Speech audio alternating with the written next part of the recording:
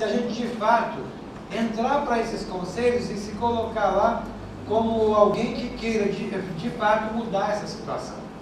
Os conselhos, eles têm também, todos os conselhos, não é só de saúde, é conselho de assistência social, de juventude.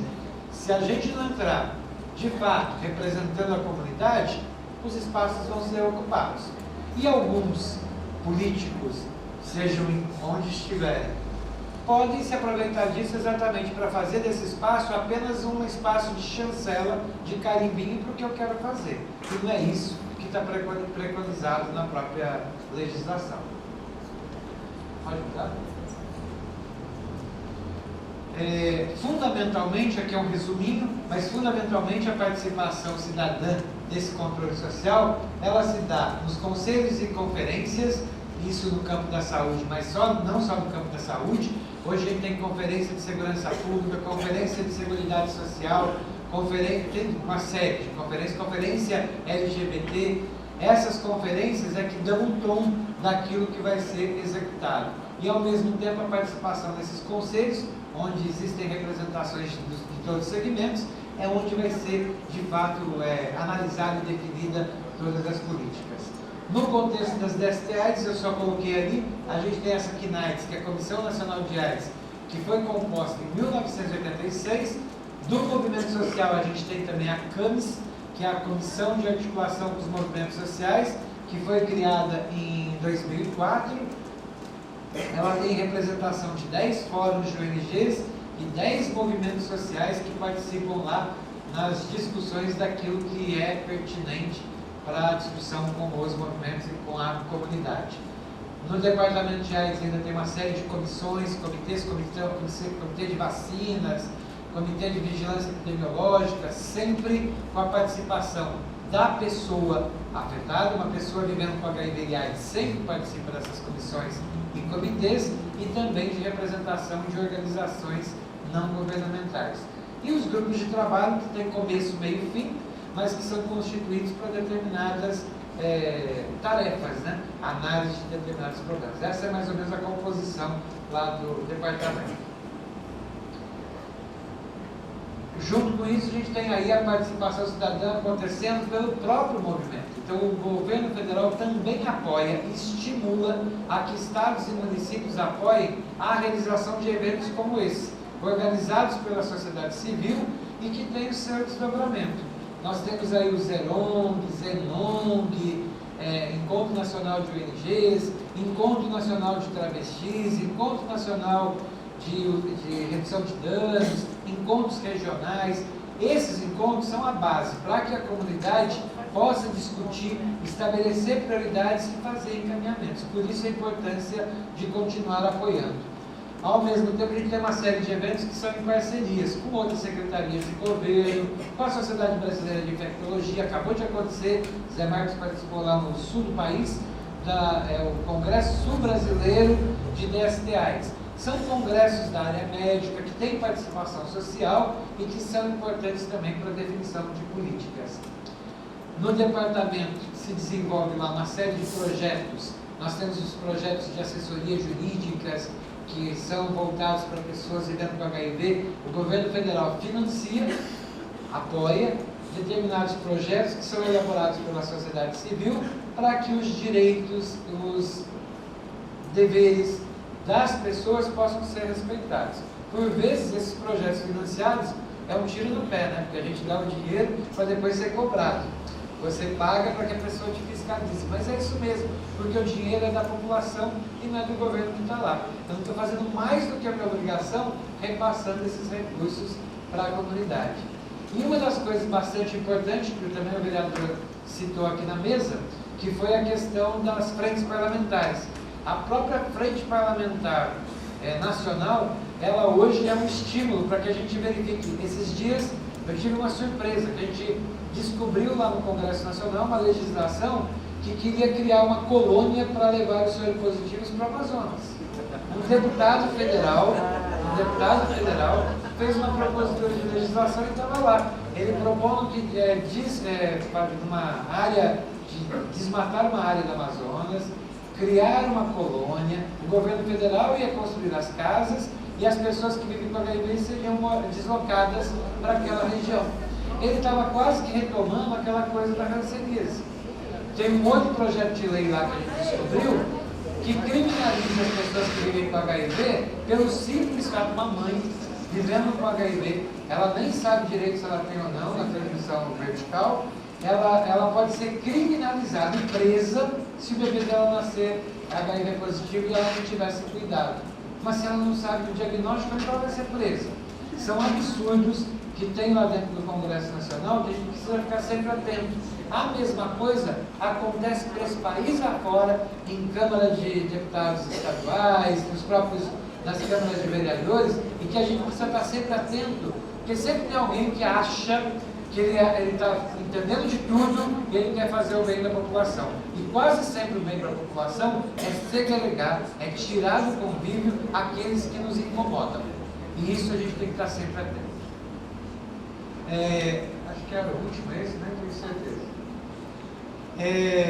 Uma das questões que eu acho que é bastante importante para a gente aqui é que a gente está sempre num processo que é de reconstrução. Não dá para a gente nunca, no contexto da AIDS, achar que a gente chegou ao final. Nós sempre estamos recomeçando, e sempre aparece alguma coisa nova. Em determinados momentos que a gente acha que a gente conseguiu avançar, acha que conseguiu chegar numa resposta, aquilo tudo tem que ser repensado para a gente se reorganizar. A AIDS trouxe isso de bom também para o nosso país. Por mais que essa epidemia seja alguma coisa ruim, ela trouxe a possibilidade de a gente olhar para determinadas situações e populações que a gente não olhava antes. Por conta de ela ter uma vinculação muito moral com a questão da sexualidade, nós tivemos que aprender, de fato, a viver com o diferente, a conviver com aquele que é diferente de mim. No contexto da sociedade civil, aí fica, não sei nem se eu posso, mas vou fazer assim mesmo, uma cobrança. Quase sempre a ocupação desses espaços, e Dora hoje ocupa um espaço importantíssimo, ele não é pensado. Às vezes as pessoas brigam para que seja feita a lei para criar determinada comissão. Não basta ter uma lei que crie uma comissão.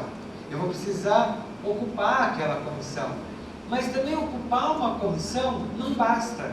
Se eu simplesmente tiver uma cadeira lá, eu quero ser eleito para ir lá sentar na Comissão Municipal de AIDS. Não basta isso. Para além disso, as pessoas que querem participar, elas têm que ter um mínimo de interesse e buscar informações para poder ocupar esses lugares com qualidade. O que a gente vê também, aí vai uma crítica, que a gente vê às vezes nesses conselhos, nas comissões, é que as pessoas vão para elas, entram mudas e saem caladas. Vão para ocupar uma cadeira. Mas qual a contribuição que essas pessoas têm para dar exatamente nesses lugares? Simplesmente ter a cadeira lá, ou simplesmente receber um recurso para ir representar em Brasília, viajar, não é o suficiente. Se a gente quer mudar uma realidade, de fato, eu tenho que ter o primeiro, comprometimento com aquilo que eu faço. Segundo, informações, mesmo que da minha forma, não preciso saber falar bonito, não preciso saber escrever direito, eu preciso ter informação para fazer com que aquilo que os meus pares querem seja ouvido, seja discutido. Pode ser que nem sempre a gente consiga fazer o coletivo entender e querer seguir a mesma coisa que eu estou falando, mas eu tenho que fazer as pessoas ouvirem aquilo que meus pares estão querendo. E encerrando, acho que esse seminário aqui é bastante importante para que a gente mais uma vez marque: neste país nada acontecerá se a comunidade não estiver participando. O enfrentamento da epidemia de AIDS e a resposta hoje reconhecida internacionalmente do enfrentamento da epidemia só é possível porque todas as pessoas participam com o seu grau de comprometimento e com o seu conhecimento, mas fazendo uma política que de fato é nacional. Não existe um departamento nacional ou um departamento que possa dar conta de todas as coisas, se não tiver esse comprometimento da própria população. Eu quero agradecer, fico à disposição aqui para estar colaborando no processo, e mais uma vez dizendo, a Rede Nacional de Pessoas que Vivem com HIV, ela marcou, eu finalizo dizendo que também sou uma pessoa que vive com HIV, e nesse contexto acho que viver com HIV faz a diferença, porque na medida que você tem no seu sangue o vírus, você também precisa se comprometer para que não só mudar a sua própria realidade, mas mudar a realidade de todos aqueles que estão ao seu lado. E nesse sentido, a Rede Nacional de Pessoas Vivendo com HIV tem uma frase que ela marca muito a minha vida. Antes, as pessoas que vivem com HIV se escondiam para morrer. Hoje, elas se mostram para viver. E é isso que a gente quer de toda a população, que as pessoas, independente das suas condições, possam mostrar, possam vivenciar as suas experiências, buscando transformar uma realidade. Muito obrigado.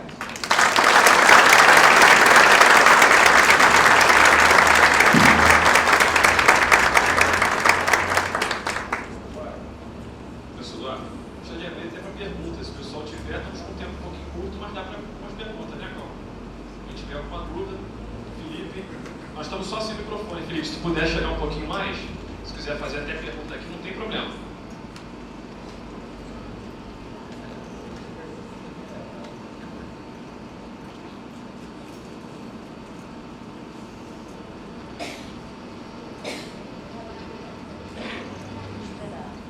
Boa tarde a todos. Sou aluno de Direito da Universidade de Estado de Sá, décimo período. Quero parabenizar pela palestra e queria fazer uma pergunta aqui, creio que não é só do meu interesse ou dos estudantes de Direito, mas de todos os seminaristas. O Constituinte, em 88, ele deixou bem claro a sua intenção de dar um norte a respeito da saúde.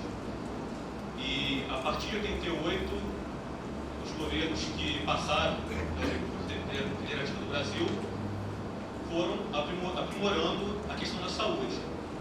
Hoje, o governo federal, a minha pergunta é, tanto o Ministério da Saúde, bem como a base aliada do governo, até mesmo a oposição, como sendo saúde um assunto não só que vá trazer benefício para a base aliada, como a oposição, se esses três, vamos dizer assim, esses três grupos, se eles estão trabalhando conjuntamente em relação a leis, projetos de leis, e se Vossa Excelência poderia dar um exemplo de alguma lei que ficou trancada no Congresso Nacional e que agora está sendo trabalhada em relação até ao controle social, a inclusão social dessa classe que até então estava sendo excluída da sociedade. Se hoje existem projetos de leis que são elaborados pela assessoria jurídica do Ministério da Saúde, pela oposição ou até mesmo pela base aliada do governo. Essa é a pergunta. Obrigado.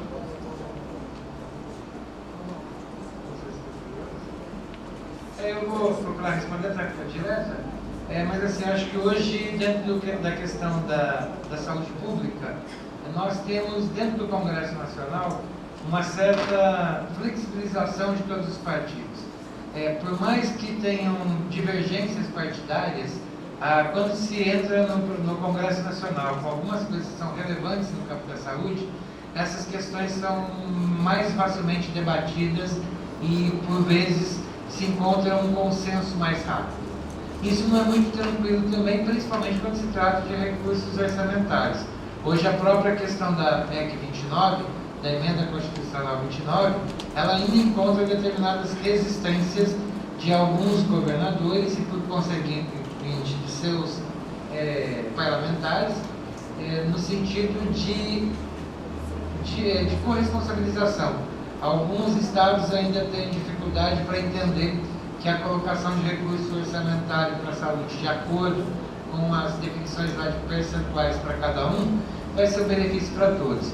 Independente disso, a Frente Parlamentar de Saúde, que existe lá no Congresso Nacional, ela é uma forte aliada do governo federal, independente das convicções partidárias que se tem. Eu posso dizer que dentro da própria, eu vou colocar aqui no contexto do que a gente trabalha, mas a própria questão do combate à homofobia, por exemplo, a gente tem um PL 22, ele está sendo bastante discutido lá dentro do Congresso Nacional e ele interfere diretamente na saúde. Hoje existem vários deputados que já estão alinhados com uma perspectiva de aprovação desse projeto. Ainda temos resistência de alguns setores mais conservadores no sentido de definição desse PL. Outros projetos de lei têm aparecido, por exemplo, com relação a equipamento de hospitais de alta complexidade. Um projeto que é para definição orçamentária para o ano seguinte, para o ano de 2010, e ele tem encontrado dentro do Congresso Nacional muita facilidade para ser aprovado. Então, recursos que são destinados para a melhoria do sistema hospitalar no Brasil, ele está praticamente aprovado para definição no ano que vem. Acho que é isso. Alguém mais tem alguma pergunta? Pergunta daí não tem problema, pode ficar à vontade.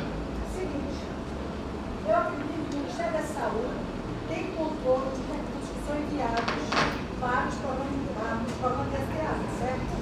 Porque ele tem. Agora, o que eu quero saber é se existem exigências de como esses recursos são gastos e para que eles são gastos. Ou o Estado e o município é que podem determinar como eles poderão ser gastos.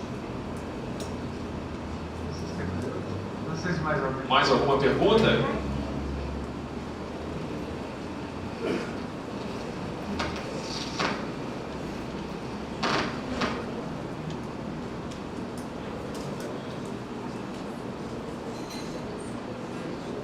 A todas e a todos.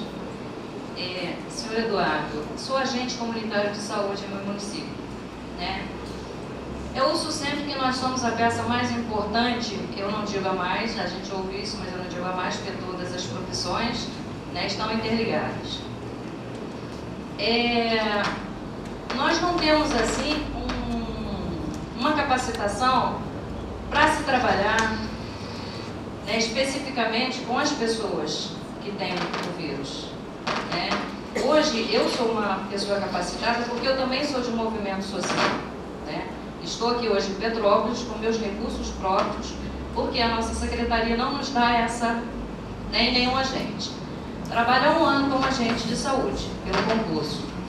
E eu pergunto ao senhor, existe uma capacitação para os agentes comunitários de saúde trabalhar, porque na nossa comunidade, a comunidade em que trabalho, né, eu assisto mais ou menos umas 250 famílias, né, e tenho pessoas com HIV, né, e eu oriento essas pessoas porque eu sou capacitada pelos movimentos sociais, né, em que eu participo, né. E eu pergunto ao senhor, existe essa capacitação, a secretaria deveria dar essa capacitação para todos os agentes comunitários de saúde? Vou procurar ir para... Vou começar pela segunda pergunta e lembrando aqui, aproveitando a presença do padre, nós temos hoje uma parceria, por exemplo, com a Pastoral da AIDS Nacional, que foi citada aqui também pela irmã na mesa, que ela procura levar uma ampliação da formação para agentes de saúde que estão ligados à Pastoral da AIDS, que são milhares nesse país, que tem uma atuação muito forte. Hoje, nós tivemos algumas reuniões com o Dom Dimas, que é o presidente da CNBB, e abrimos uma possibilidade de estar trabalhando em todas as regiões desse país, com as